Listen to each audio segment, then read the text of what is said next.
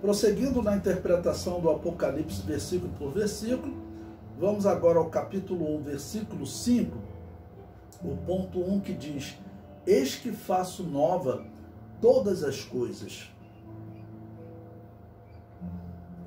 E o que estava sentado sobre o trono disse: Eis que faço nova todas as coisas. E disse-me: Escreve, porque estas palavras são verdadeiras e fiéis. E o que estava sentado sobre o trono é uma referência ao próprio Yahvé, que é Jesus Cristo.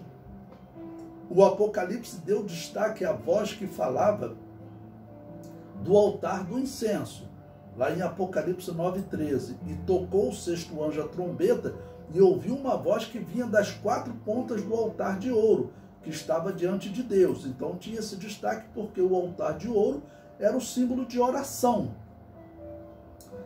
Deu destaque também à voz que falava do templo.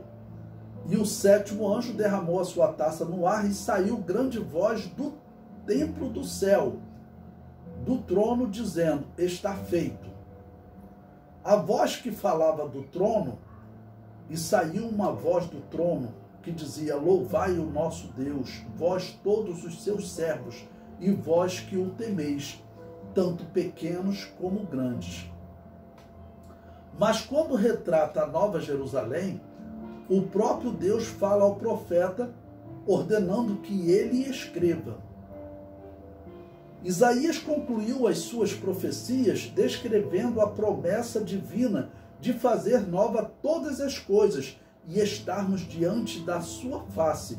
No capítulo 66 é o último capítulo, do livro de Isaías.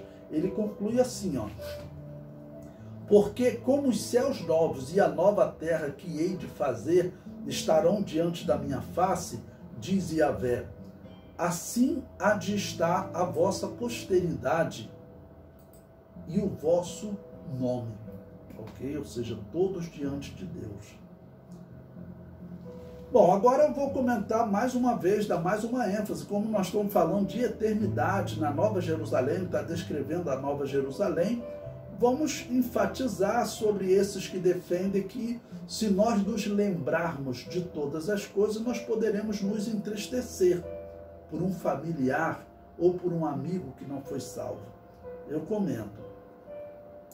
O amor estorge que os gregos usavam para descrever o amor familiar desaparecerá. O amor de Eros que o homem possui pela mulher desaparecerá. O mesmo ocorre com o amor filial que o homem possui pelos amigos. Somente o amor ágape, que se traduz por amor divino, permanecerá. Em 1 Coríntios 3,13, as nossas Bíblias usam normalmente o termo caridade para traduzir o termo ágape. Está escrito: agora, pois, permanecem a fé, a esperança e a caridade. Então eu coloquei entre colchetes, amor ágape ou amor divino. Estas três, mas a maior destas, é a caridade.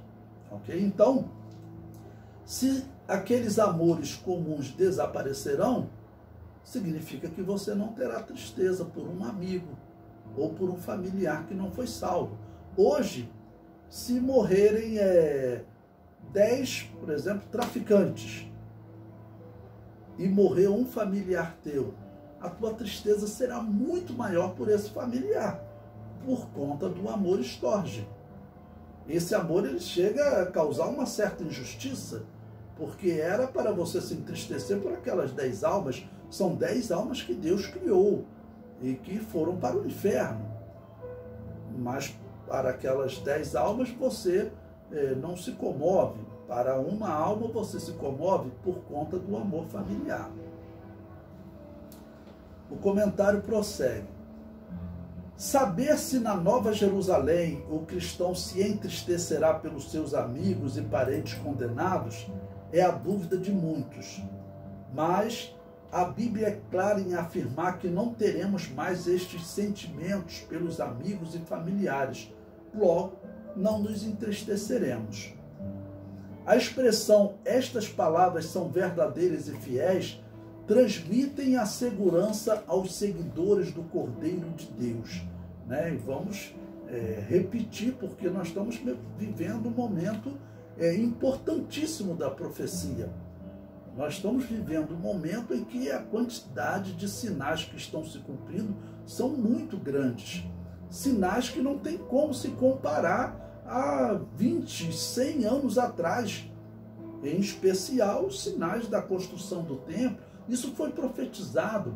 As igrejas evangélicas que seguem o chamado dispensacionalismo, acreditando que Israel voltaria a se converter a Deus e a construir o templo, essas pessoas, eles agora estão mostrando que eles estavam corretos, eles estão vendo esse sinal se cumprir. Há 30 anos atrás, eu assistia estudo nas Assembleias de Deus que já defendia isso, enquanto católicos e protestantes dizia que não, que Israel, se ele quiser ser salvo, ele tem que entrar para a igreja, no caso da igreja católica, o que Israel nunca aceitará, já que a igreja católica dirigiu uma perseguição ferrenha aos judeus na história, né?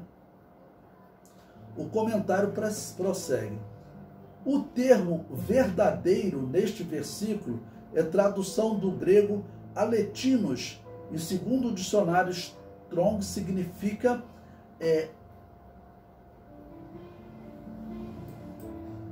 o que é fictício, significa o que é fictício, ok?